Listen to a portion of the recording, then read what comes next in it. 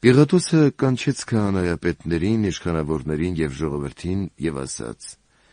«Այս մարդուն բերեցիք ներկայացրիք ինձ, որպես ժողովրդին մոլորեցնողի, և ահավասիկ ձեր առաջ դատաքննություն արեցի, և այս մարդու մեջ չգտամ մեկն այն հանցանքներից, որոնցով դուք ամբաստանում եք նրան, և ոչ էլ Հերովդեսը, որի մոտ հրամայեցի, որ Հիսուսին տանեն.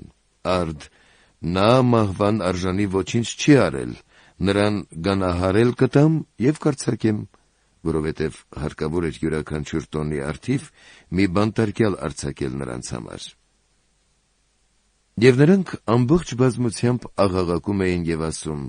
«Նրան վերցրու և արձակիր մեզ համար Բարաբբային, որը քաղաքում պատահած մի խռովության և սպանության համար բանտարկվել էր»։ Պիղատոսը նորից սկսեց խոսել, որովհետև կամենում էր Հիսուսին արձակել։ Եվ նրանք կրկին աղաղակում էին ու ասում.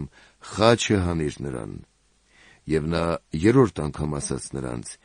«Ի՞նչ չար բան է արել սա.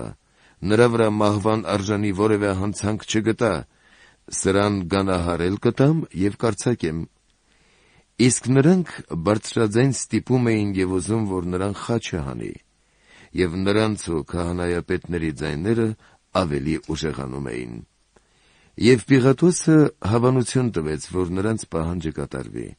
նա արձակեց Բարրաբբային, որը խռովության և սպանության համար բանտ էր նետված, և որին էլ հենց ուզում էին, իսկ Հիսուսին հանձնեց նրանց կամքին։